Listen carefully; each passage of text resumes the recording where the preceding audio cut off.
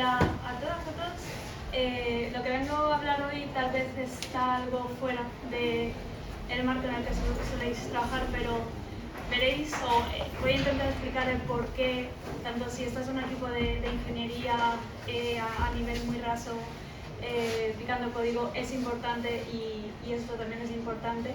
Y bueno, si hay algún directivo por aquí, porque también esto es importante. Un poquito sobre mí, rápidamente. Yo ahora mismo estoy trabajando como Project Manager en la Linux Foundation. ¿Quién de vosotros sabe sobre la Linux Foundation? Vale. ¿Quién de vosotros sabe que está más allá de Linux y que hostea proyectos más allá de Linux kernel? Vale. Pues bueno, Linux Foundation es una de las muchas fundaciones open source que existen. Empezó hosteando o dando soporte de comunidad a lo que es el Linux kernel, pero ahora abarca muchísimos otros proyectos. Creo que concretamente hay 315 proyectos ahora mismo hosteados dentro de esta fundación. Y yo soy Project Manager en dos principales. Uno es PyTorch Foundation, que como su nombre indica, hostea pues el framework de Machine Learning PyTorch, y de un grupo que está relacionado más a un nivel de negocio con oficinas open source, que mostraré en esta charla.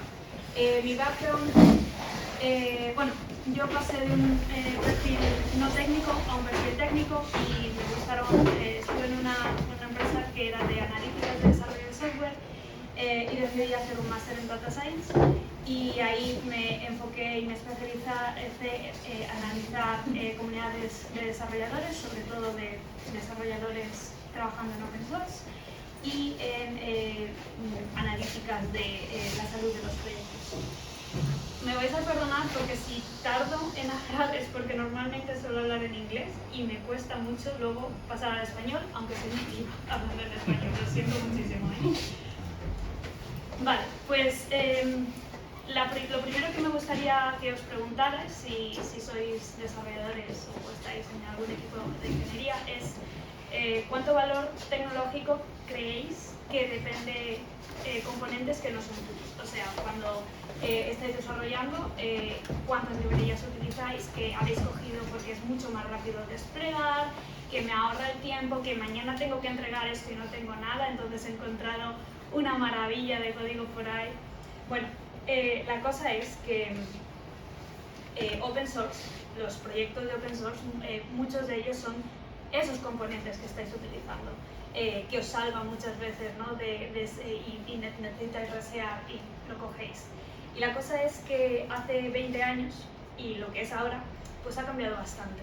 De hecho, yo no llevo tanto tiempo en open source, pero cuando empecé a conocer este mundillo, el tipo de audiencia, el tipo de personas que estábamos ahí ha cambiado drásticamente.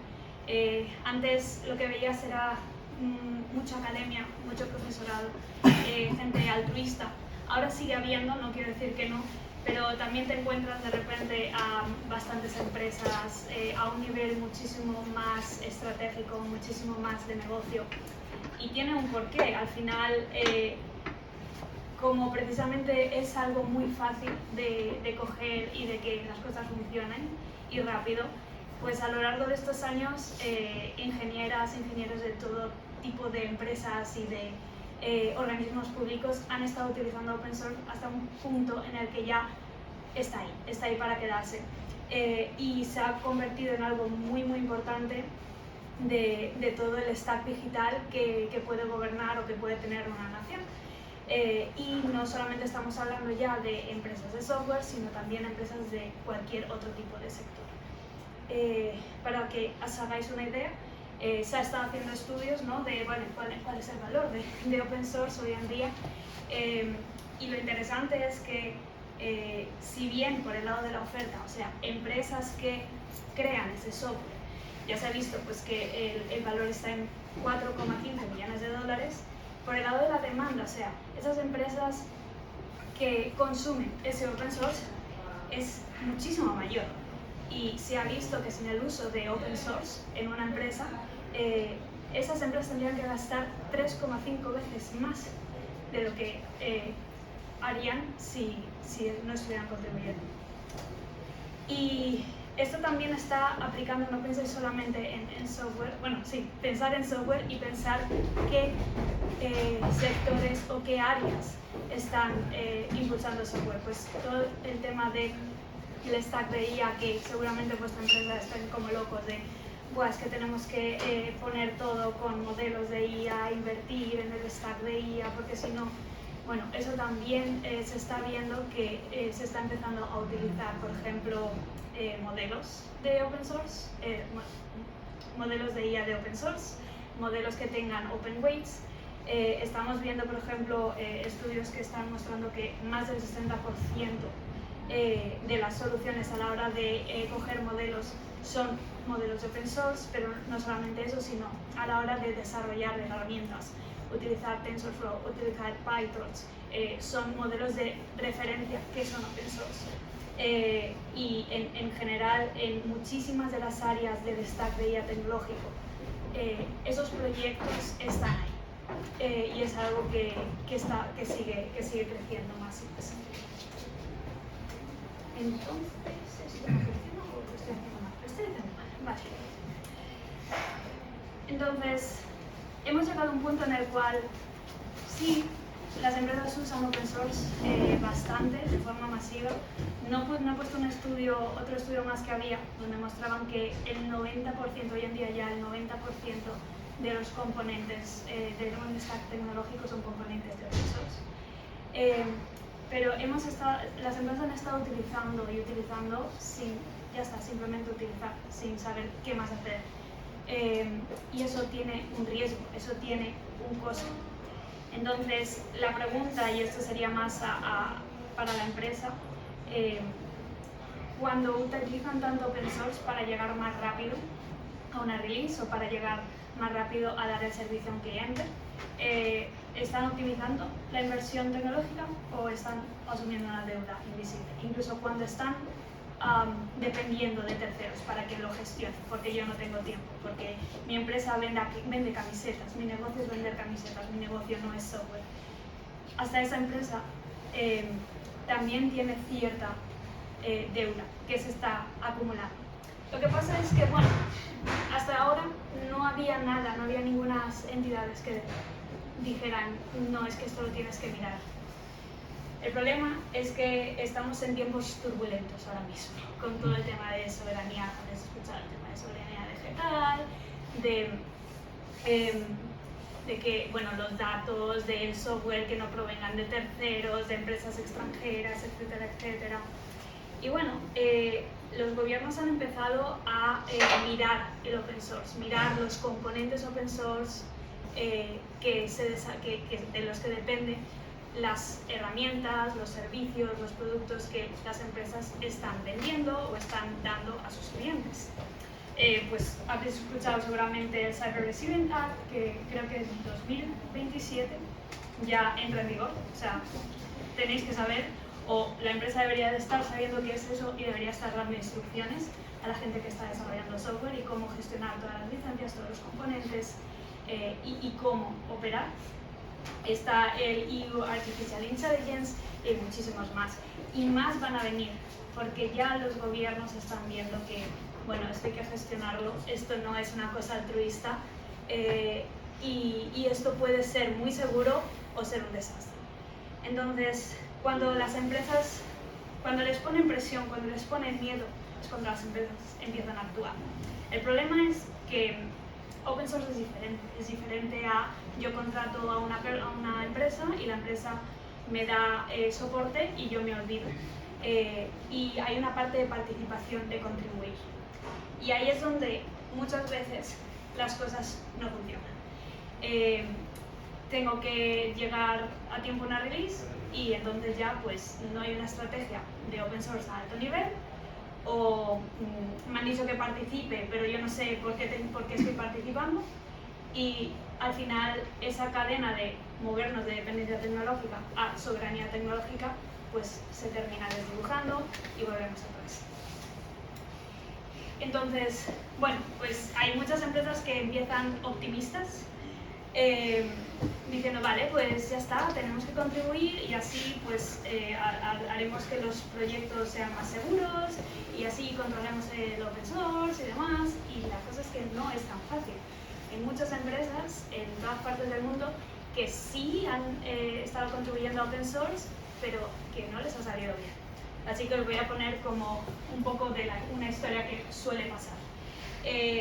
Tú, desarrollador, te animan a contribuir en proyectos open source críticos para la empresa, se supone. Te dicen, no, estos proyectos sí hay muchas dependencias, entonces tienes que contribuir para hacerlo más seguro o para tener más liderazgo en la comunidad, etc. Perfecto.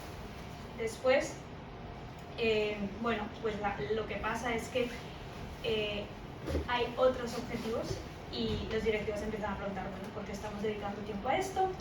Y normalmente los CTOs o los equipos, los que están gestionando equipos de ingeniería dicen, espera, que tenemos muchísimas métricas para enseñarte y para decir todo lo que hemos contribuido. Las métricas que a un directivo pues a lo mejor dicen, ajá, vale, estamos tardando 10 días el tiempo medio de resolución, 15 días se han metido en 3 empresas, vale, y esto para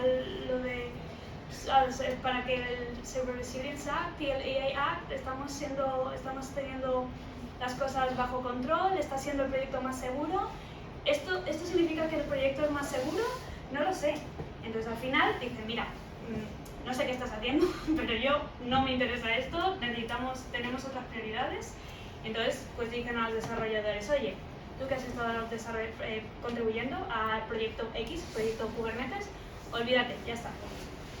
Y claro, todas esas contribuciones que estaban en ese proyecto tienen un impacto, porque al final esa empresa no ha podido escapar de ese proyecto de open source. Y lo que pasa es que terminan saliendo vulnerabilidades, problemas y volvemos otra vez a, bueno, ¿y por qué no contribuyes al proyecto? Entonces sigue esta espiral de frustración una y otra vez. Y aquí la cosa es que mientras los equipos técnicos están viendo a lo mejor unas partes más pues a nivel proyecto, a nivel equipo, cosas que puedan motivarles a llegar a las releases, en el negocio están hablando otro idioma diferente. Y aquí hay un gran bloqueo de comunicación que suele pasar muchas veces. Entonces las soluciones de algunas empresas es decir, vale, lo que necesitamos es talento, pero talento no solamente de alguien que sepa ciberseguridad y que haya contribuido en open source y que sepa lo que es una gobernanza de open source y que sepa qué son las comunidades. Sí, son soft skills, pero son soft skills que cada vez se van anidando más al perfil de un ingeniero o una ingeniera. Y como aquí se explica muy bien, pues algunas organizaciones les llaman oficinas de open source, las OSPOs, que básicamente intentan generar una estrategia, que es muchas veces lo que falta. Es como yo contribuyo porque estoy contribuyendo.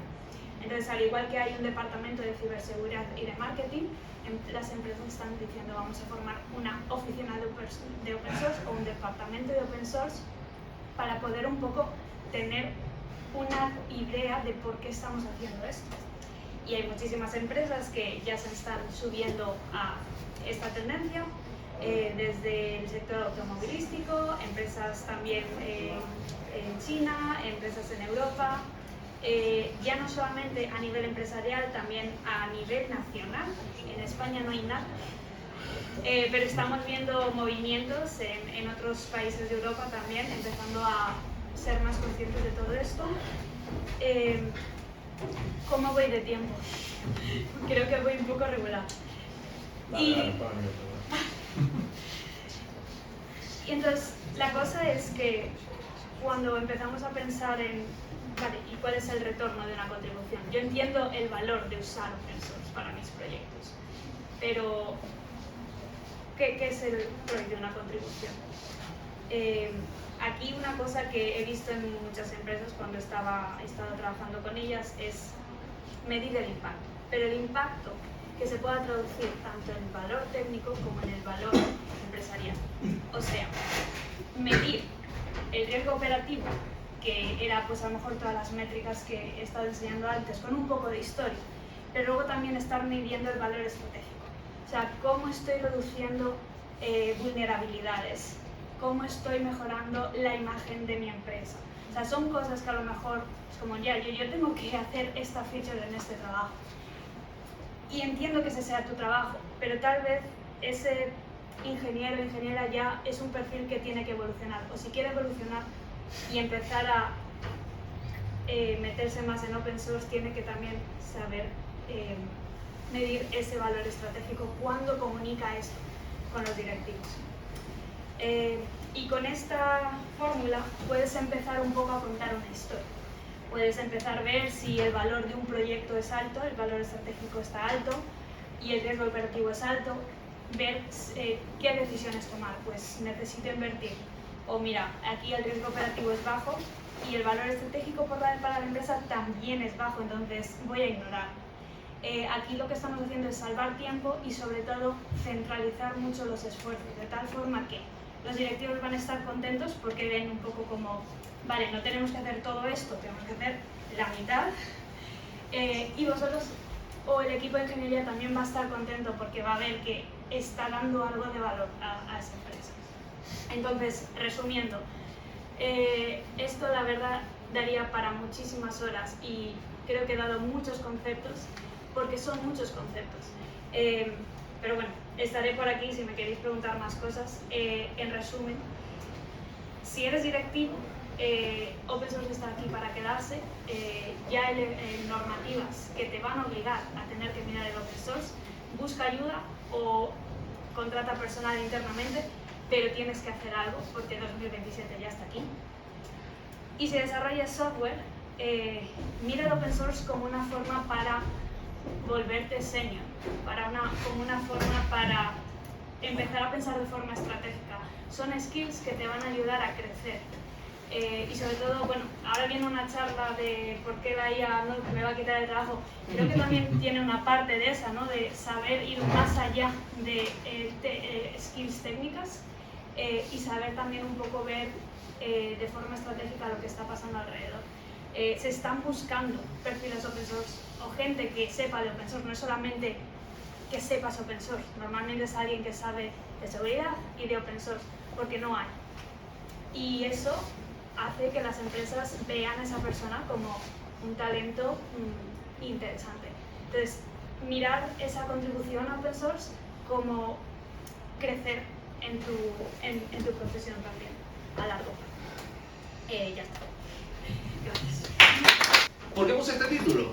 Más que nada también al rollo de youtuber, ¿no? Voy a poner un clickbait, voy a poner señalando lo típico, pero también es porque estoy como cansado de ver dos variantes que hay. Gente a pico y para diciendo, ¿cómo nos va a quitar el trabajo la IA? Y gente diciendo, la IA nos va a quitar el trabajo. Entonces, yo lo que voy a hacer aquí es hablar un poquito de mi punto de vista, lo que he ido viendo estos años, y sobre todo me escribe mucha gente. Entonces, veo como los miedos que tienen y demás, y es lo que yo les recomendaría para cada situación. Entonces, lo primero, los datos que voy a dar son o datos de estadísticas oficiales, van a adaptarlos a fuentes al final, o opiniones personales, ¿vale? Entonces, full datos al final, y el resto es opinión personal, que puede variar completamente a la vuestra. No quiero que ya empecemos con peleas, pero yo veo muchos titulares de esto, ¿no? Rollo 10.000 recortes en empleos este año por la IA, o el CEO de Salesforce confirma 4.000 despidos, Duolingo despide al 10% de la plantilla, IBM despide, pum pam pum. Y esto siempre es lo que estamos viendo en Twitter, en LinkedIn, y solo vemos esas cosas malas y uy, qué miedo, ¿no? Pero realmente, si me voy a poner por aquí, creo que está por menos, ¿no? Sí. Realmente no siempre es lo que parece, ¿no? Siempre escuchamos la parte mala, pero no escuchamos cuando se echan para atrás, o cuando nos damos cuenta de que no les salió bien, o que los que despidieron no son programadores, era la parte de soporte y demás. Pero antes de nada, ¿quién soy? Estoy aquí dando la chapa sin haber visto Terminator. Y bueno, soy creador de contenido, soy Mobile Tech Lead en una pequeña startup de Madrid, y Harvestar, Microsoft MVP, todas esas movidas.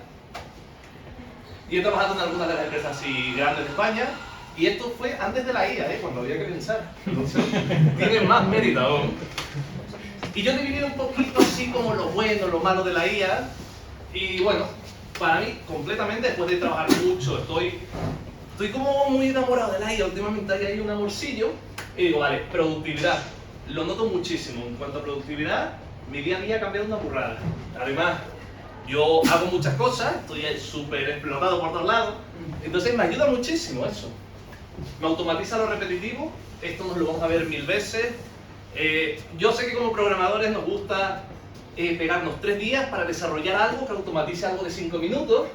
Pues ya esa parte nos la quitamos un poquito. Tenemos un tutor, que esto es la parte que más se menosprecia, creo, de la IA, y me parece de lo mejor que está la IA. Y nuevas oportunidades, no solo laborales, sino de negocio. Cada día salen nuevas empresas, gente que desarrolla nuevas cosas, nuevas ofertas de trabajo, y yo veo ahí un potencial enorme. Encima, si quieres variar, si quieres iterar, es un muy buen momento. Pero claro, obviamente hay cosas malas, ¿no? Dificultad para encontrar trabajo. Desde 2020 a 2025 ha bajado un 20 y pico % la oferta de trabajo. Ahora pongo los datos que están un poquito más después. Despidos, ¿no? Los típicos despidos y demás. Que quiero que veamos si realmente son despidos de IA o realmente también se infló mucho la burbuja en el COVID. Estamos todos en casa. Globo, mira, vamos a meter 500 programadores más para que te llegue esa hamburguesa rápido, y luego no hacía tanta falta. Errores y calidad. Esto sí lo he visto porque cuando empezamos con la IA, yo llegué a un momento que dije, ¡qué locura esto! ¿Cómo programas una bestia? Y cada vez que le pido más cosas digo, oye, no eres tan buena, como te creías, que iba muy chulita, y cada vez la veo peor. Y eso genera una baja confianza en la IA. Ya hay estudios que en los últimos 3 años ha bajado cada año un 10% la confianza de los programadores a la IA. Entonces, bueno, quizás no es tan especial como pensamos, ¿no? Pero lo que sí está claro, ya sí intento quitar menos presentación, que el mercado está cambiando. Eso hay que asumirlo ya, ¿vale? El 80% de los desarrolladores usan la IA en el trabajo, y usar la IA no significa tengo 2 terminales, ahí tengo el CLI, estoy lanzando 2 proyectos a la vez mientras genero esto. No, puede ser que simplemente le pregunto a ChatGPT de vez en cuando.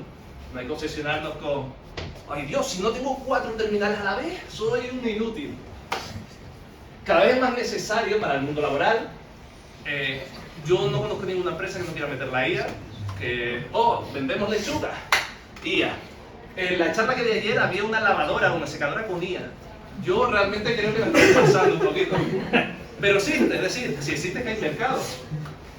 Cambios en las ofertas laborales, lo que comentaba, un 36% menos de empleo desde el 2020, que no tiene que ver, correlación no significa causalidad, ¿no? Es decir, puede que no tenga que ver solo la IA, puede que el mercado se infló, hay cada vez más gente empezando en el sector, entonces se ha vuelto ahí un poquito rarete todo. Y lo que comentaba, un aumento significativo de desarrolladores entre un 5 y un 15% anual. Lo que voy a hacer, obviamente, full IA, ya habéis visto, si voy a hacer una charla de IA, lo hago todo con IA, pero voy a hablar de los 3 perfiles, simplemente una slide. ¿Qué haría yo si fuera junior?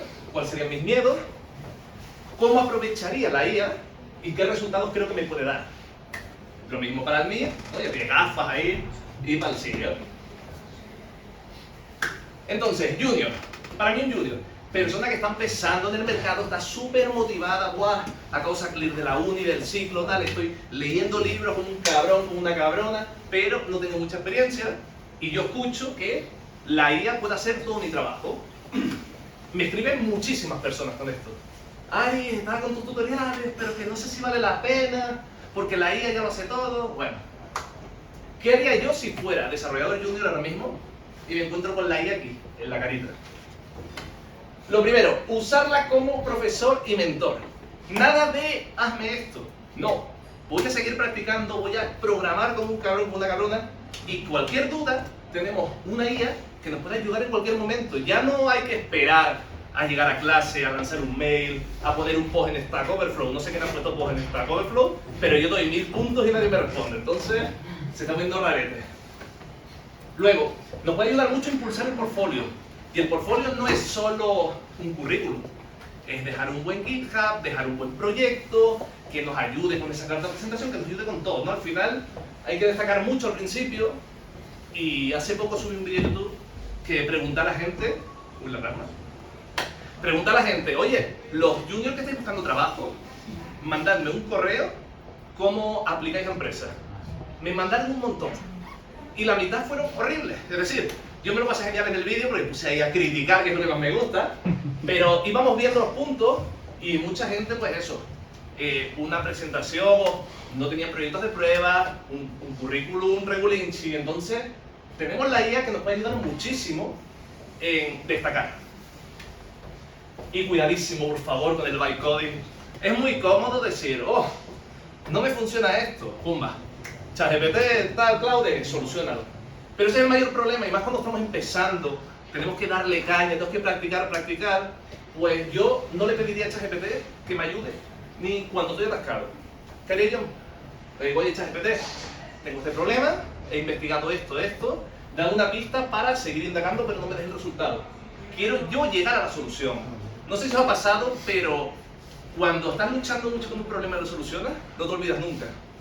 Yo la cagué en producción hace mucho, y tengo ahí como unas cositas guardadas que jamás me han vuelto a ocurrir. Entonces, no me despidieron, pero le perdí un poquito el miedo. Entonces, con estos resultados, adiós a las dudas, soporte 24/7, que tienes aquí a la IA diciéndote, ¿has mirado esa frase? ¿No te parece algo raro? Tal. Prácticas infinitas, puedes pedirle ejercicio, puedes practicar, puedes pedirle ideas de desarrollo. Y el soporte perfecto para conseguir tu primer curro. Ya luego, has crecido, tienes unos añitos de experiencia, necesitas gafas, café, ya estás chill, porque ese para mí es el mejor momento de programar. Llegas a tu office o full remoto, haces unos desarrollitos, pero vas a tu bola, ¿no? Puedes ir sacando features tranquilo, no vas a sacar la arquitectura, pero estás a tu rollo. Y ahí te das cuenta que la IA te puede quitar mucho curro, y mucho curro sencillo, porque quizás no necesito que me haga los casos de uso con la lógica más compleja. Quizás lo que quiero yo, por ejemplo, desarrollador mobile. Yo hago muchas pantallas, y pantalla es pantalla de navegación, view model, arquitectura. Házmelo tú IA, yo simplemente reviso. ¿Qué conseguimos con eso? Nuestra IA se vuelve un asistente que nos da muchísima agilidad. Eso nos permite tener una ventaja a la hora de buscar trabajo o a la hora de ser ágil en la empresa, de destacar, porque puedes ir centrándote en la parte más importante de tu desarrollo, mientras te quita todo ese boilerplate, todo ese código repetitivo, que es muy fácil de hacer, pero se pierde tiempo. Y esto te ayuda también a aprender y a evolucionar. Tienes un momento perfecto para, vale, tengo esta IA, me está ayudando, desarrollo esto, o mira, salió una nueva IA, tengo un poco de tiempo para iterar entre las dos, ver cuál funciona mejor y demás. Y evitar la complacencia, esa palabra me ayuda ChatGPT, pero básicamente decir, la IA no me va a sustituir, yo soy mejor. Vamos a simplemente utilizarla, es una herramienta más. Todos usamos IDE, o la mayoría, ¿no? Menos algún tal. Casi todos utilizamos un IDE. Eso es una herramienta. ¿Por qué no utilizamos esto también como una herramienta? Al final conseguimos ese aumento de productividad en los desarrollos. Pero claro, soy consultor, llevo 30 años, ya no programo, solo estoy en meetings, pero tengo que hacer la arquitectura del proyecto, soy lead, soy arquitecto y demás, y ahí sí he visto lo contrario en los otros sectores, gente muy senior que me dice, no, yo paso de la IA, ¿para qué esa mierda? No me funciona, tal. Y eso yo creo que es el mayor lastre que puedes meterle a tu carrera. ¿Qué haría yo? O qué, por ejemplo, ¿qué hago yo ahora en mi día a día como lead? Cuando estoy temas de arquitectura, temas core de negocio, pues lo que hago es, lidero la IA, puedo lanzar a varios terminales, puedo estar trabajando en muchas features, incluso que se codex, lo que tú quieras, y me centro en desarrollos tochos, me centro en definir unas reglas de negocio, una arquitectura para enseñárselo todo a través de ficheros MD a cloud, por ejemplo. Entonces yo estoy estructurando todo, mientras la IA me va quitando ese curro. Luego, el foco total es centrarme en calidad, seguridad y que todo funcione, obviamente. Y para mí esto sería el perfil más potente que hay, porque al final tienes el foco de tecnología, pero tienes el conocimiento de toda tecnología y de producto. Al final te vuelves un pilar en la empresa imprescindible. Conoces el producto a muerte, conoces toda la estructura, puedes iterar, puedes ayudar a todo tu equipo mientras preparas movidas y me parece un perfil súper potente. Obviamente no quiero llevar corbata, pero me molaría acabar así. Esta no es la última, ¿no? No. Vale, me equivoqué de slide aquí, no mandé la última, pero básicamente, que no te quite el trabajo, la IA quizás no te va a quitar el trabajo, pero sí puede lastrar tu carrera. Aprender a convivir con la IA, ¿vale? Dejemos de ni sobrepensar de que es mejor que nosotros, que nos va a quitar el trabajo, ni ignorarla. Yo creo que simplemente es una herramienta y como herramienta tenemos que usarla, ¿no? Porque podríamos no utilizar nada, pero al final yo creo que estamos lastrando, ya sea por ego, ya sea por miedo. Creo que es eso, simplemente que la conexión humano-IA es muy potente y muchas cosas más que no me acuerdo que había puesto. Y básicamente para mí la IA es una amenaza solo si decides ignorarla. Muchas gracias. Hablar de inteligencia artificial, pero he venido a hablar de soberanía digital, lo ha comentado antes Ana, y es un concepto muy interesante hoy en día, porque de repente dejamos de ser amigos con algunos amigos que pensábamos que eran amigos, que ahora no lo son, te dan puñaladas traperas, y entonces de repente dices, ¿ahora qué hago? Porque literalmente estás vendido. Algunos ejemplos. El gobierno federal alemán ha gastado desde 2023 unos 13.000 millones de euros en servicios digitales, de los cuales 5.000 de ellos, más de un tercio, van a las manos de compañías como Oracle. Tachan todos los datos de ciudadanos, bases de datos, información pública, también empresas privadas, pues resulta que está en manos de empresas que de repente son un poco menos amigables. Entonces, está un poco, ¿no?, barruntándose este concepto de soberanía digital, y un poco lo que quería contaros era qué es esto de soberanía digital y cuáles pueden ser unos primeros pasos. Un poco sobre mí, si me queréis escribir, pues ahí está mi dirección de correo. Yo soy de los que son un poco más mayores, que vienen de la academia. Pues yo pues estuve en la universidad, vengo de la Universidad de Juan Carlos, hice informática, ya no desarrollo desde hace 2 o 3 años, no por la IA, pero que estoy ahora pues llevando un poco esta empresa que se llama Vitergia, hacemos pues, analítica de datos y sobre todo pues inteligencia de negocio, ¿no? Pues ir a las empresas y ver qué tipo de información puede ser interesante. En el caso, por ejemplo, de soberanía digital, pues en realidad se puede dar información hasta el punto de decir pues quién está detrás, ¿no?, de toda tu cadena digital de producción. Puede ser por desarrollo que se está haciendo en Estados Unidos, en Europa, en China, en Sudamérica, donde sea. Y nada, soy parte de algunas fundaciones de software libre, Linux Commons, un grupo de trabajo de la Fundación Linux que se llama Chaos, que es básicamente análisis de la salud de proyectos de software libre, y la Fundación Apereo, que son temas de software libre relacionados con educación. Entonces, habéis sacado antes esta gráfica y es muy interesante, porque bueno, yendo un poco a la definición, pues me he ido al Foro Económico Mundial y dice, oye, pues soberanía digital es, bueno, sus extras básicamente se refiere a la capacidad de cualquiera, una empresa, una persona también, o un estado, de ser capaz de controlar básicamente la tecnología que rige un poco el día a día. Al final estamos en sociedades donde todo es digital, literalmente todo es digital. Ahora bien, si pensamos en qué conlleva todas las diferentes capas de ese mundo digital en el que vivimos, pues hay un estudio que ha hecho la gente de Eurostack, que está por aquí, y esta es la dependencia ahora mismo en el mundo de las diferentes capas a nivel digital. Inteligencia artificial y datos, China y Estados Unidos. Software, China y Estados Unidos. Alemania también. Cloud, China y Estados Unidos. IoT, China y Estados Unidos. Corea y Alemania también. Redes, China y Estados Unidos. Un poquito de Europa. Chips, Corea, tenemos por aquí Holanda. Y después, si nos vamos ya a los materiales básicos, los componentes primarios, litio, agua, tierras raras y compañía, pues China, Estados Unidos y Rusia. Entonces, básicamente la problemática a la que nos enfrentamos un poco a nivel global es, por un lado, cómo no ser aislacionista, es decir, oye, pues yo sigo trabajando de cierta manera, es imposible en una economía como la que estamos hoy en día que de repente se corten, ¿no? Incluso políticas muy agresivas, como por ejemplo la que está llevando Estados Unidos o Europa frente a Rusia, sigue siendo complicado separar los dos lados, ¿no? Los dos sitios. Entonces, el problema un poco es, y en un mundo polarizado como el que estamos, cómo tener un poco lo bueno de las dos partes, es decir, ser capaz de tener cierta autonomía, capacidad de decisión, es decir, que no me tenga que gastar un chorrón de dinero en servicios digitales y como además hemos migrado a la nube, cada año es más y más caro, ¿no? Y luego además tener esa capacidad de decisión, aún así, pudiendo todavía colaborar con diferentes estados y empresas. Entonces, es un poco este paradigma en el que nos encontramos hoy en día. Entonces, en Europa pues, hay ciertos movimientos, ¿no? En cuanto a ir hacia adelante en este concepto de soberanía digital. Pues de repente el Parlamento holandés dice, oye, que tenemos un problema aquí, dependemos claramente de empresas estadounidenses, tenemos que hacer algo, ¿no? Esta, por ejemplo, es de marzo de este año.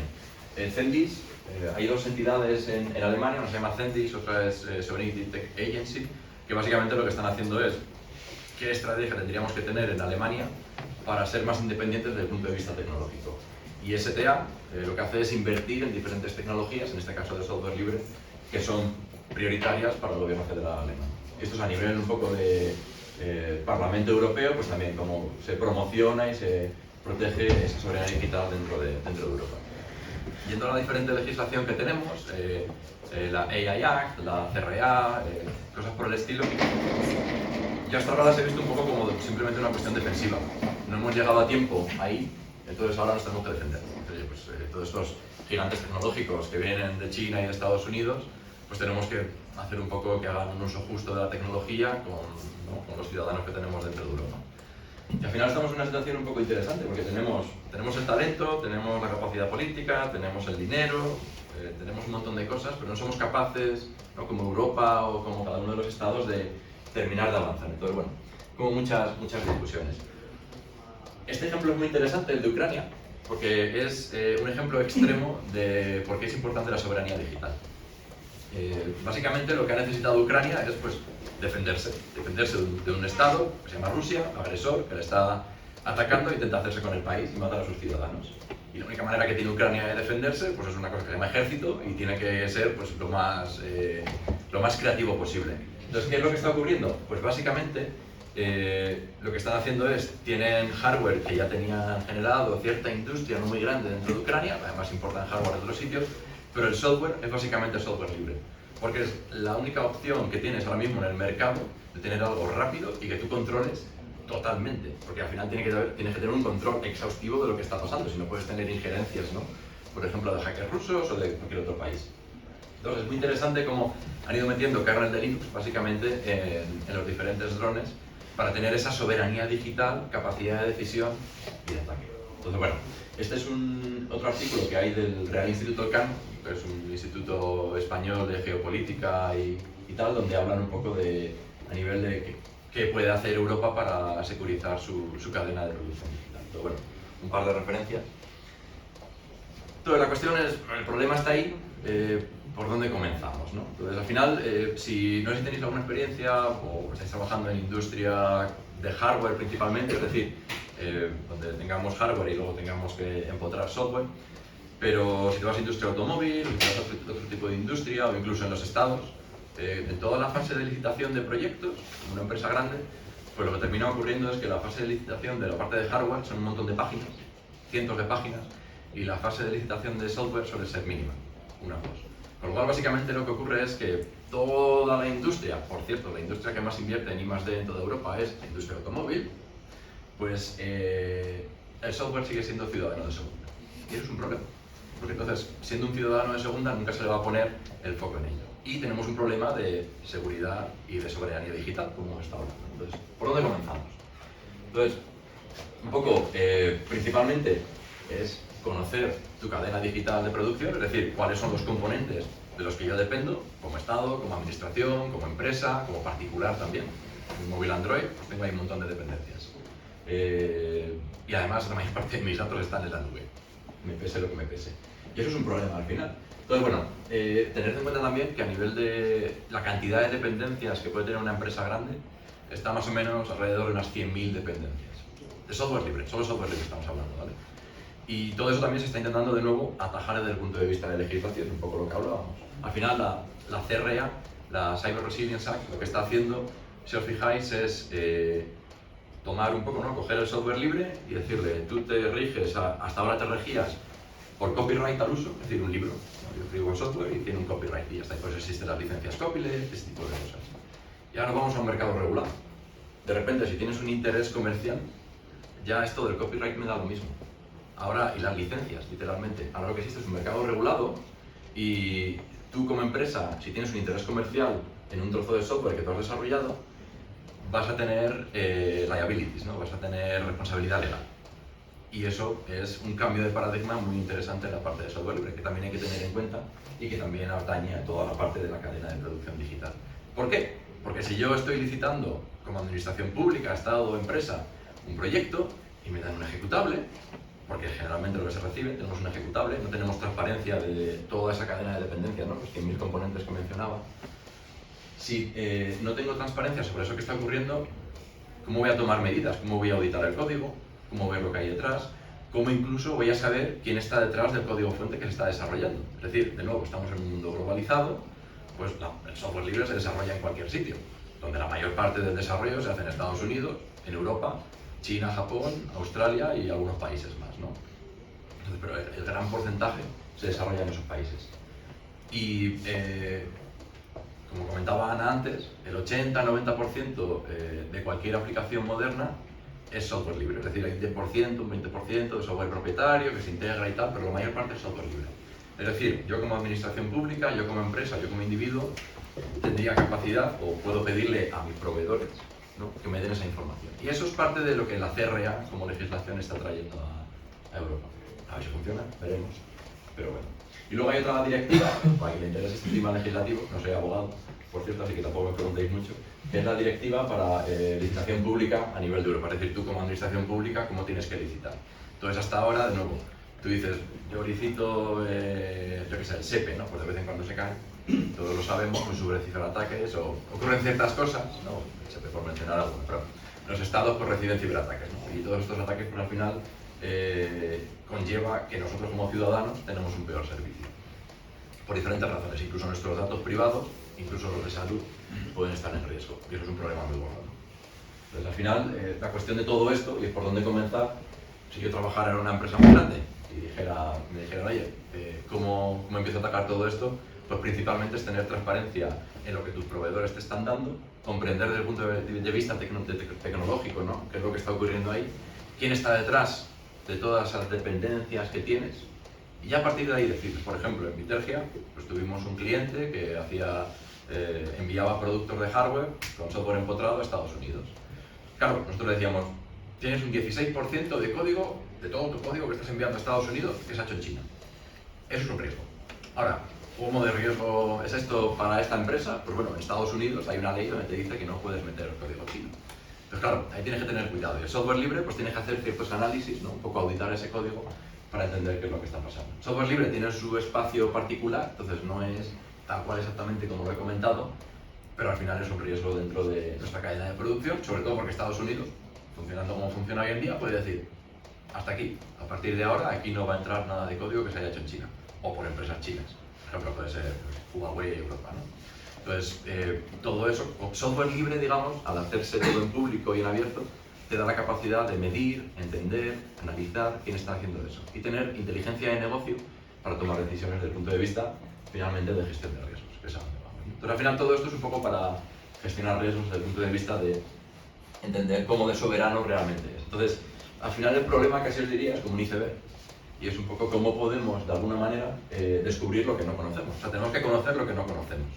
Y aquí el problema generalmente suele venir por estos proveedores que hablaba. Al final tenemos una oferta comercial, tenemos un proveedor que me está dando un montón de dependencias, que me las está metiendo, no me está diciendo cuáles son, y de repente tengo un montón de dependencias, que son librerías por aquí de software libre, que desconozco, y que a lo mejor el proveedor, por lo que comentaba Ana antes de nuevo, por oye, tengo que entregar, tengo que hacer esto, tal, no sé cuánto, me está metiendo en puertas traseras de las que no soy consciente. Entonces, claro, de repente tenemos un conocimiento, algo que se está usando en mi empresa o en mi estado, que simplemente desconozco. Por eso, el concepto, digamos, a donde vamos, el concepto de SBOM, el Software Bill of Materials, es muy importante. Un ejemplo, todo el mundo conocerá Kubernetes como tecnología para despliegues y tal. Vale, pues esto es un análisis del primer nivel de dependencias de Kubernetes, las dependencias de Go, ¿vale? Y lo que hemos hecho ha sido analizar una serie de métricas que tenemos por aquí, pues estos son métricas de ingeniería, del backlog, lead time para pull request, algunas de las que habéis comentado antes, Y estas, el crecimiento activo de contribuidores, el bus factor, básicamente qué porcentaje de mi proyecto que está haciendo un pequeño grupo de personas, y el ratio de retención afecta. Bien, pues cuanto más a la derecha, más riesgo. Vale, pues estamos hablando de que 2/3 partes de esas 400 librerías aproximadamente de Go, de un proyecto que nadie conoce que se llama Kubernetes y que no se usa para nada, están en riesgo por temas de comunidad. Es decir, tenemos una baja retención de talento, tenemos un grupo de gente muy pequeñito que está haciendo mucho, y además tenemos que el crecimiento de mis contribuidores es bastante poco. Esto es riesgo de nuevo. ¿Cómo lo quieren gestionar las empresas? ¿Cómo se quiere gestionar a nivel de empresa? Esto ya depende de cada empresa y dependerá también de dónde termine ese servicio. No es lo mismo hacer un despliegue para algo que estoy probando en mi portátil que hacer un despliegue en producción en un banco, ¿no? Tengo que tener una continuación de negocio y una serie de riesgos, porque además el Estado me va a aguantar. Entonces, esto es lo que idealmente debería traer la CRA y legislación parecida. Veremos. Es decir, necesitamos transparencia en toda nuestra cadena de producción. Y si somos capaces de entender los riesgos que están en nuestra cadena de producción, empezaremos a ser un poco más soberanos, ¿no?, desde el punto de vista digital a la hora de tomar decisiones de hacia dónde voy. Que, por cierto, Oracle, Microsoft y otro tipo de compañías, por supuesto, usan software libre.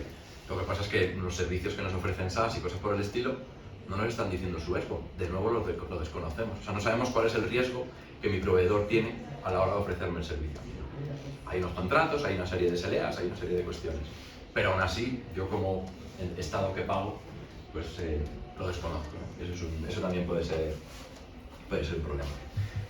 Ataques de ingeniería social, a lo mejor habéis escuchado el ataque que surgió en las librerías de XZ, de compresión. Vale, pues lo que ocurrió básicamente en 2022, había un señor que hacía la mayor parte del desarrollo y dijo: mira, me estoy quemando, estoy empezando a tener ciertos problemas mentales, de salud mental, y no puedo con este proyecto, lo voy a tener que dejar. Sorprendentemente, a poco aparecieron unos o dos desarrolladores que nadie conocía, y lo que ocurrió básicamente es que cogieron un poco, tomaron confianza en el proyecto, asumieron el control del proyecto, y luego con el tiempo empezaron a hacer cosas raras. Y luego la gente se dio cuenta de que estaban metiendo código malware, cosas así raritas y tal, y hubo una alerta muy grande, ¿no? Porque al final esta librería se usa en todos los sitios, está por defecto en cualquier distribución de Linux, por ejemplo. Entonces, ataques de ingeniería social se pueden descubrir si conocemos cuál es mi SPON, de nuevo, si conocemos cuál es mi listado de dependencias, ¿no?, mi supply chain. Entonces, bueno, un poco por tal. Entonces, ya a lo último casi, por terminar, si tenéis algo que hacer el miércoles que viene, pues cambiar planes. Si os apetece veniros al Círculo de Bellas Artes, pues vamos a estar todo el día en este evento, Digital Resilience Forum. Va a venir gente de Naciones Unidas, del gobierno alemán, el gobierno holandés, va a venir también gente de diferentes empresas, también la BBC, o sea, hay un poco de todo. Hay diferentes, digamos, lo que llamamos amigos, ¿no?, que son diferentes comunidades también y tal. También el Tutu Group Spology, donde Ana participa y lidera. Y bueno, simplemente pues que si os apetece pasaros, es gratuito, lo único está seguro que os registráis para, pues tenemos un poco de espacio limitado, vamos a decir, pero todavía hay espacio, o sea que si os apetece pasaros, pues bienvenidos sois todos. Y nada, casi un poco por un par de artículos extra que salieron hace poco. Pues cae la nube de internet, caemos todos, el fallo de Amazon Web Services, ¿no?, que yo creo que es muy ilustrativo de dónde estamos, y un artículo en español, un poco de spam personal, de Jurillo, que es un poco sobre soberanía digital europea y un poco tratando este tema que, pues, os interesa leer un poco más, pues aquí lo tenéis. Y nada, casi por cerrar un poco ya el loop y por entrar un poco en estos tres conceptos, pues tenemos el concepto de soberanía digital, que dependiendo dónde en Europa, creo que se está usando de manera un poco, vamos a decir, nacionalista, en el sentido de que tienen que ser empresas europeas las que además estén dentro del software libre, que además una serie de cuestiones. Lo desligaría del concepto de independencia tecnológica, es decir, tú puedes tener, no tienes por qué tener soberanía digital, pero sí puedes ser independiente desde el punto de vista de tecnología, puedes seleccionar tus proveedores, es decir, no significa que no sigas trabajando con Oracle, pero pues ahora estás obligando a Oracle a trabajar, bueno, pues con otras reglas, nada más, ¿no? 5.000 millones de euros, supongo que les convencerá para hacer algunos cambios. Y un poco el rol de software libre de todo esto, que puede ser un poco una manera de seguir trabajando en común, ¿no? Seguir colaborando con otros estados, aún así teniendo pues, esta independencia tecnológica que buscamos. Y esto es todo un poco como conclusión. Muchas gracias. Sí, buenas. Bueno, antes que nada, muchas gracias a los tres por las charlas. Han estado muy bien. Yo tenía una pregunta para Ana o quizá incluso también para Daniel. Ahora mismo la Linux Foundation, ¿se sabe quién la está financiando principalmente? Sí, o sea, tienen reportes anuales donde podéis ver pues cuánto se invierte y cuántas empresas invierten, pero o sea, son un montón de empresas y no solamente empresas, también entidades públicas que nos dicen de forma pública que son gobiernos, pero también están financiando. Piensa que la Linux Foundation, CNCF, es o sea, la Linux Foundation ahora mismo se ha convertido en un paraguas de fundaciones. Entonces abarca pues la Python Foundation, la Cloud Native Computing Foundation, que es de donde es Kubernetes, tienen también la Open Source Security Foundation, tienen un montón, y cada fundación tiene millones, un montón de proyectos. Entonces bueno, al final se ha convertido en un ecosistema bastante grande. No sé ahora mismo los números concretos, pero tenéis todos los datos, son públicos y todos los años sacan reportes de a dónde van las inversiones, quiénes están invirtiendo, etc. ¿Se pueden financiar estas subfundaciones o la única forma es financiar a la fundación de Linux? Claro, a ver, al final cada fundación, porque no está la Linux Foundation, la Eclipse Foundation, la Apache Foundation, cada fundación tiene un modelo de gobernanza diferente. La Linux Foundation, el modelo por el que trabaja son por membresías.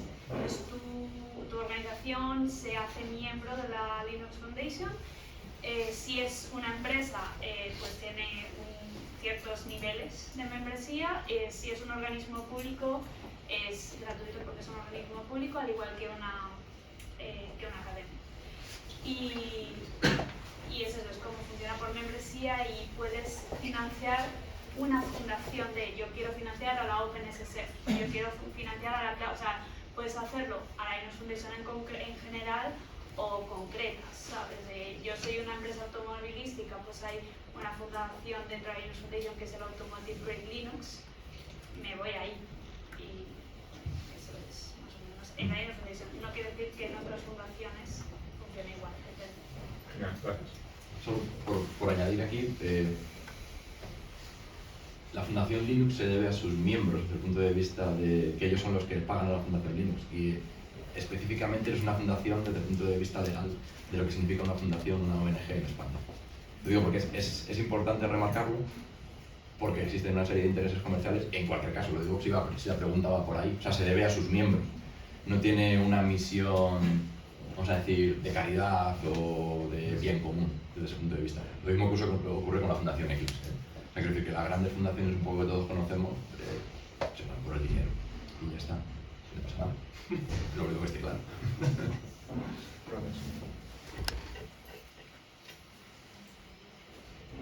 Como desarrolladora, a la hora de intentar trabajar con alternativas open source, ¿cómo distingues que te va a funcionar?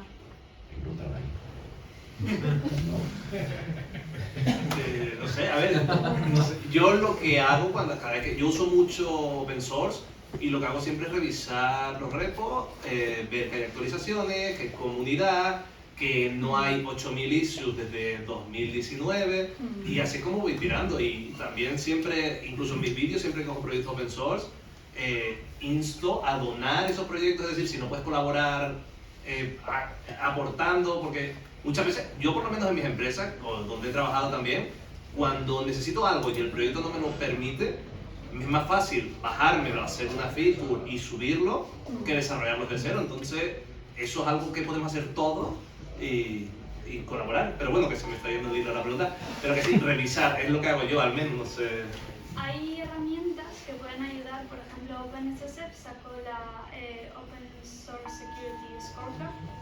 Es una herramienta libre de open source que está en GitHub, entonces tiene varias variables que mide. La dependencia de la organización. ¿Ese proyecto solamente contribuye en empresas de una sola organización o es más diverso? O también organización, las releases. ¿Cuándo sacaron la última release? Checks de seguridad. ¿Tiene automatización? ¿Tiene algún filtro antes de mergear el código. Entonces hay herramientas, bueno, también Litergia también pues están especializados en eso. Es que en mi background estuve trabajando ahí y se dedican también a analizar la salud de un proyecto. Pero eso es como, hay muchísimas variantes, lo puedes hacer de forma pues tú solo, pero luego también que sepas que hay herramientas libres que te van a ayudar como a ver el big picture y de ver varias variantes, porque es bastante más complejo de solamente ver las estrellas o los comets. Yo casi te devuelvo la pregunta y te diría si confías en el software que lleva tu coche o que te lleva en el avión. Y si no, ¿qué es lo que tendrías que hacer o qué es lo que harías tú como persona o individuo o pedir a las empresas que están desarrollando ese software para que tú puedas confiar en ello? Al final es una cuestión también de criticidad, ¿no? Es lo mismo hacer una prueba importante, no sé, cargar las librerías y ya está, que se vaya a integrar en los sistemas de vuelo de un Eurofighter, obviamente.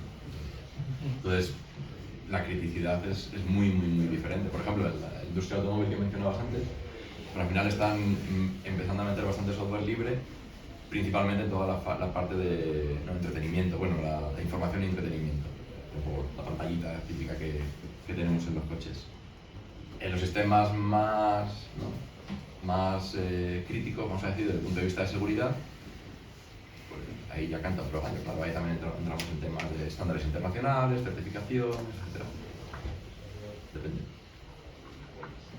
O sea, mi problema es sobre todo en el momento en el que yo soy una junior y quiero empezar a especializarme en un stack en el que sepa que a largo plazo me va a funcionar y que no va a ser especializarme en un proyecto que dentro de 2 años se va a abandonar. Porque estás hablando de tecnología. Es que, no, pero es que es así, avanza todo tan rápido. O sea, yo creo que al final es, o sea, mi punto de vista a lo mejor, pues suena un poco más mayor, tampoco mucho. Es a ver, yo cuando comencé informática, estudié informática, lo hice el doctorado, entonces no he desarrollado nunca en plan tal, pero bueno, me podría medio considerar data scientist, ¿no? Entonces hacía ciertas cosas, tal, no sé cuántos. Pero la ola de cloud, la ola de blockchain, la ola de la he perdido, la entiendo. O sea, la entiendo desde el punto de vista, ¿no?, de conceptual, tecnológico y tal, y qué significa y cómo aplicarlo.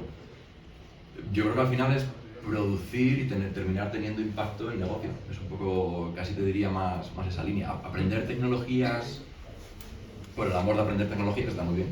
O sea, eso no te lo va a quitar nadie. Pero luego enfocarte en algo muy concreto y súper especializarte, pues, por ejemplo, al final tendrás que ir un poco, ¿cómo decirlo? Buscando las castañas, sí. Caso personal, trabajé en una de estas empresas grandes en España y después de estar allí de becario, y después de estar allí 1 o 2 años le dije, vale, lo que no quiero es trabajar subcontratado en una empresa de estas. Por lo cual, el concepto de consultoría, al menos en aquel momento junior y tal, el concepto de consultoría y entrar en empresas grandes, pues puse aquí un tachón y dije esto, ¿no? Entonces, no sabía lo que quería, sabía lo que no quería. A veces es más fácil también. No sé si te ayuda. Hola, ¿qué tal? Gracias por las charlas, las 3 genial. Yo quería preguntar, para un desarrollador que ya tiene cierta experiencia y que está interesado en contribuir activamente o incluso trabajar en proyectos open source, ¿cuál sería el camino que recomendaríais optar para llegar a eso? ¿Contribuir en la empresa o en tu tiempo libre? Yo me refería en la empresa, sí. O sea, yo, al menos lo que suele mover más a empezar en la empresa es primero ver qué proyectos son críticos para la empresa. Y cuando ya sepas esos proyectos críticos, ahí te va a ser mucho más fácil que la empresa te pueda dar como vía libre, porque para ellos sí que va a ser importante.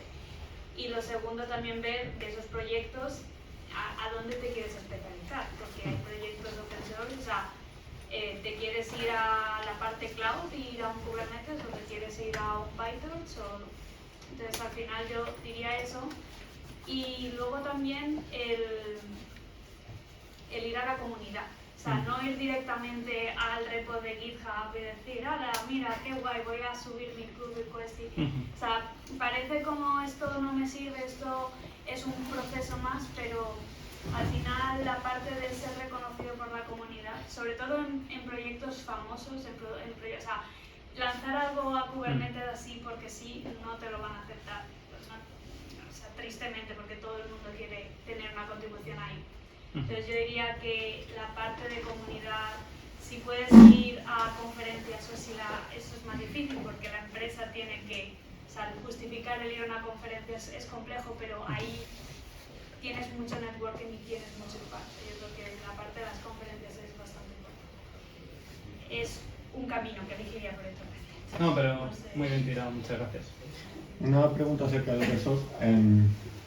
¿Se podría transformar un software open source en closed source? O sea, que sea totalmente ahora opaco y que haya ganado mucha popularidad entre los desarrolladores, esté muy bien implementado en las empresas y de la noche a la mañana, como has mencionado tú, Daniel, Kubernetes, una pequeña parte de esos programadores que lo mantienen deciden crear una empresa o deciden crear una fundación y cambia todas las reglas? Es que, por ejemplo, ha pasado con Postman, va a pasar con VSC, que estaban usando fork en el curso de todos y han dicho, toma por saco, que ya no hay más fork.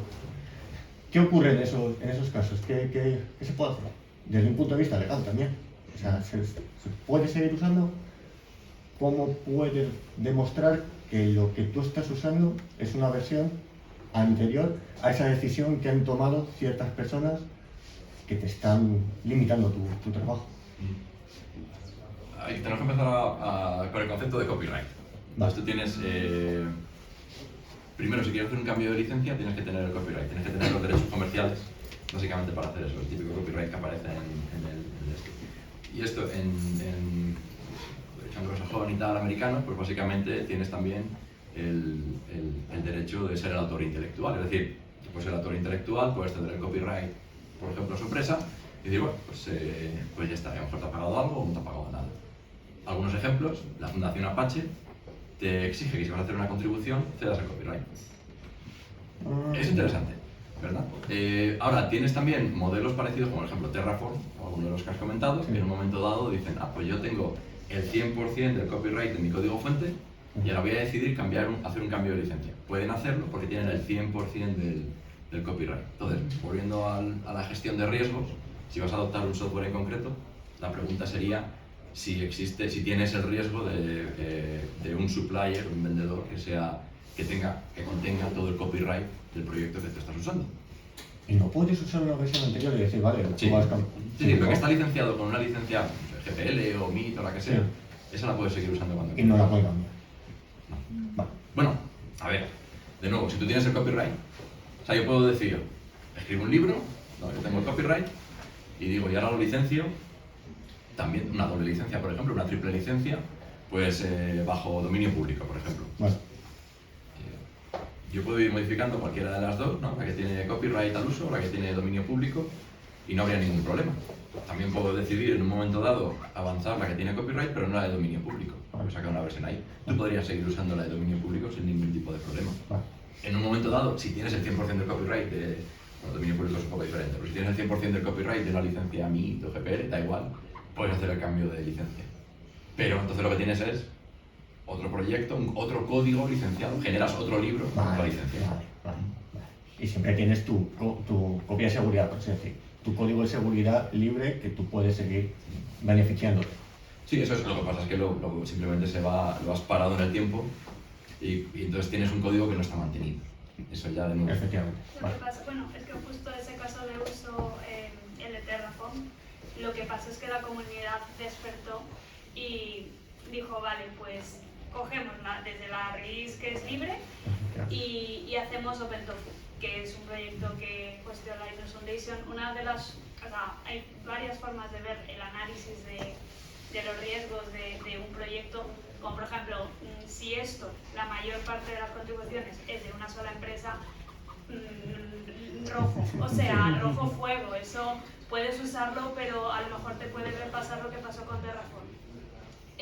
Y luego también la otra parte, las fundaciones no es un seguro eterno, pero sí que es una capa más de seguridad. El encontrar un proyecto open source que esté hosteado en una fundación ayuda una capa más de seguridad, porque generalmente en las fundaciones va a haber una mayor diversidad de organización o va a haber ciertas normas que obliguen, como por ejemplo en la Apache Foundation, que te obliguen a que tus contribuciones, ¿cómo era? Sí, que la parte de las contribuciones Eres tu sea- copyright. La licencia dice. Sí.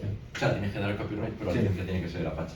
Vale, pues Y ya está. normativas que unas fundaciones ya tienen un modelo de gobernanza que muchas veces las empresas cuando deciden invertir en fundaciones es porque modelo de gobernanza ya lo tengo hecho por hostear una fundación versus hacerlo independiente. Entonces, bueno, crearon OpenTofu y eso al menos te permite seguir innovando y no se queda parado. Y también pasó con Redis. Elasticsearch. O sea, la comunidad de peces que despierto y que dicen, pues vamos a hacerlo bien ahora.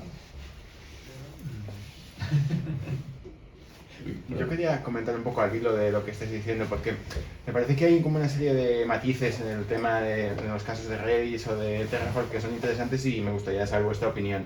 Porque al final, un poco la postura del Terraform y de Redis en ese momento era nuestro problema no son los usuarios, no es la comunidad, nuestro problema es básicamente AWS, Azure y demás que están utilizando nuestro código para vender su servicio de una manera privativa, ¿no? sin que nosotros recibamos nada, ¿no? Para la mayor parte de los usuarios el cambio de licencia ha sido transparente, o sea, hay mucha gente que posiblemente siga usando Terraform sin haberse dado cuenta de que Terraform ya no tiene la misma licencia que tenía hace 3 años. Entonces, ¿cómo pensáis que va a evolucionar el mundo del open source viendo que estos casos no son puntuales, que sigue habiendo más, que hay empresas, digamos, con una tradición de copyright comparando empresas más pequeñas que han desarrollado software open source? Y cómo pensáis que va a afectar también esas nuevas legislaciones, ¿no? Y este tipo de responsabilidades extra a las empresas que invierten en open source, invierten en proyectos open source en los que tienen intereses comerciales. Porque al final, bueno, habrá quien piense que le pueda resultar más fácil cerrar el código y decir este código es mío y no se lo ofrezco a la comunidad de ninguna manera porque así no tengo ninguna responsabilidad con respecto a lo que pase con él cuando lo usen terceros, ¿no? La vas a seguir teniendo en cualquier caso, porque el problema de ciberseguridad lo tienes. La ley está para el código que es software libre y para el código que no. Lo que pasa es que antes para el código que era software libre no estaba. Por eso digo que el cambio este de copyright a mercado regulado es un poco en el mercado en el que estamos. Yo creo que lo que va a terminar ocurriendo, para bien o para mal, es que va a terminar empujando a, si eres individuo o empresa, a que tu desarrollo se haga debajo de una fundación. Entonces luego habrá que ir a la pregunta de quién gestiona, quién paga las fundaciones, ¿no? Que no tienen al principio. Entonces, bueno, a ver un poco quién hay detrás. Hay una fundación que se llama OpenAtom en China. Pues, bueno, puedes decidir liberar tu código ahí si quieres. O pues quién está detrás de la única fundación en China. Pues ya cuestión de que decidáis vosotros dónde queréis liberar el código, no hay ningún problema. Al hilo de esto, Daniel, perdona, y sin ser un perfil IT, me gustaría entender por qué un código chino puede tener más riesgo que otro elaborado, por ejemplo, en Europa. O sea, más allá del tema de certificaciones y tal, el código es código y es ejecutable, ¿no? O sea, ¿qué riesgo puede tener aparte de lo propiamente ejecutable? El código per se ninguno. Lo que tiene riesgo es básicamente quién está haciéndolo por detrás. Es decir, si tú tienes, no sé, por ejemplo, sistemas médicos, pues puedes confiar en empresas a lo mejor que estén más cerca dentro de Europa o algo por el estilo, o una empresa que haya desarrollado ese código en China. Ya depende un poco de, no sé, por ejemplo, lo que apareció hace poco, ¿no? Huawei y todo esto con el gobierno de España y no sé qué, no sé cuánto. Bueno, eso en realidad era más soporte y servicio.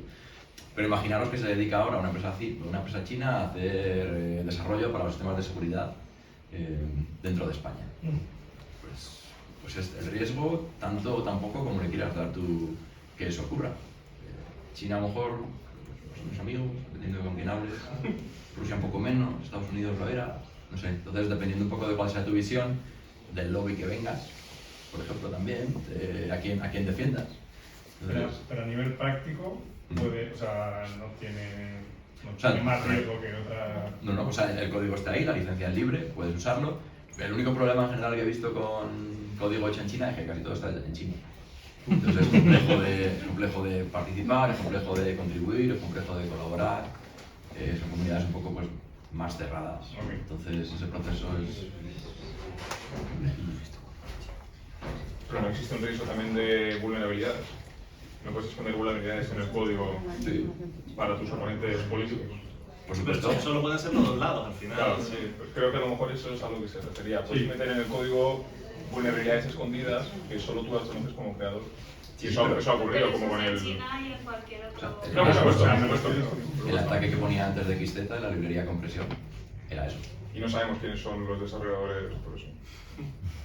Esa es la parte interesante. De hecho, se sabe de agentes norcoreanos que se han infiltrado en empresas americanas y han metido puertas traseras en software. Eso pasa. Por eso que al final, o sea, al final Claro. tener una cuestión, yo creo que más una cuestión de tener un buen proceso de auditar el código desde el punto de vista de seguridad y probarlo por todas las esquinas que puedas. Claro, pero, o sea, que sea hecho un sitio da igual.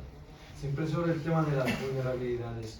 Es verdad que tú, al tener código abierto, hay mucha gente que puede ponerle patches si se le encuentra una vulnerabilidad, pero a lo mejor el hecho que sea abierto, hay alguien que antes de señalar esta vulnerabilidad la use. Entonces, digamos, no es un riesgo añadido que un software propietario tiene, mientras que el open source no. O sea, el hecho que sea open podría ser más fácil detectar vulnerabilidad que un código propietario, Yo por creo lo que sí. tanto. Vamos, yo estoy totalmente de acuerdo con esa afirmación, pero... Sí, es más... Pero claro, si yo soy una empresa que hago código propietario, por supuesto voy a defender lo contrario. Por eso digo que yo creo que la pregunta que diste al principio, yo creo que es casi la base de todo esto. ¿De dónde viene el dinero? ¿Quién está pagando a esta gente que me está diciendo que esto es bueno? ¿Está pagando el gobierno estadounidense? ¿Está pagando en Europa? ¿Está pagando en China? Sí, pero a ese nivel, lo de que hablábamos antes sobre la soberanía digital, al final los países se están interesando en poner leyes a través de lo que se permite utilizar o no. Hablábamos de los teléfonos, que hay ciertas cosas que a las empresas no les dejan instalar porque provienen de... Y a nivel tecnológico, o sea, de programación, si eso se sigue llevando adelante, al final no van a capar las cosas que puedes utilizar o hasta qué punto o dónde tú puedes liberar el código, etcétera. Podría ocurrir.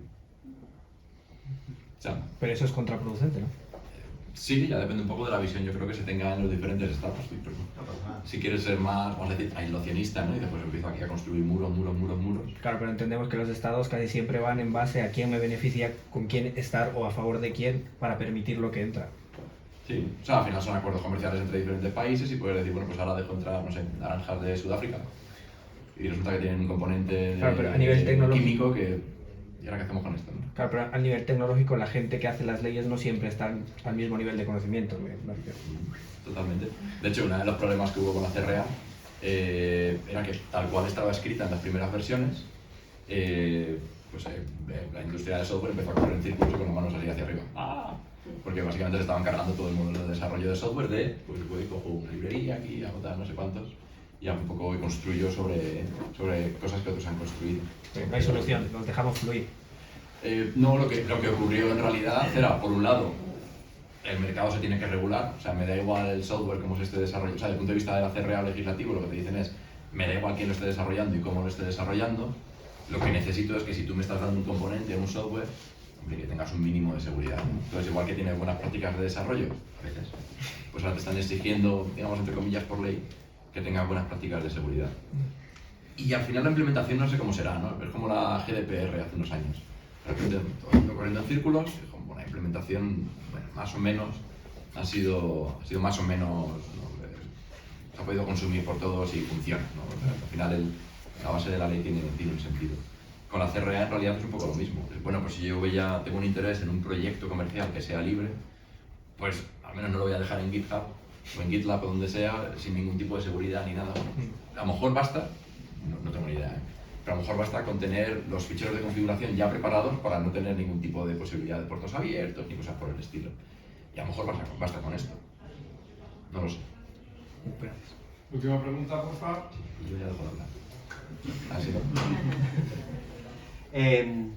A mí me gustaría saber cómo podríamos aprender más de la CRA, porque es lo típico que luego, cuando quedan 3 meses para que entre en vigor, las empresas de golpe se dan cuenta y te empiezan a apretar sobre ello. Entonces, para ir aprendiendo e ir preparándonos.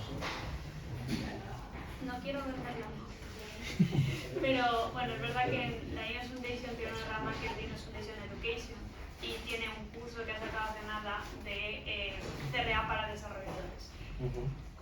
No sé si es gratis, hay veces que hacen cosas gratis y hay veces que no. Por eso digo que no quería vender la moto. Entonces, yo de verdad no estoy, o sea, no trabajo en esa área, Sé que hay muchas de las cosas que las hacen gratuitas porque es la comunidad, quien trabaja con ellas, gente que hemos estado pues, trabajando en proyectos y demás. No estoy segura si es gratuita. Pero bueno, que hay cursos por ahí. Sí, al final el problema de la CRA es que como no se ha implementado, pues no sabes nada y literalmente le tienen que desarrollar todavía, no sé si son 20 y pico estándares o 30 y pico estándares de aquí a finales de 2027. Entonces, claro, el problema de eso es que si no hay algo que ya existe que puedas leer y entender cómo funciona, pues entonces la respuesta es no lo sé. Pone 0 euros, un curso de 60-90 minutos. Bueno, muchas gracias a todos por venir, gracias a los ponentes.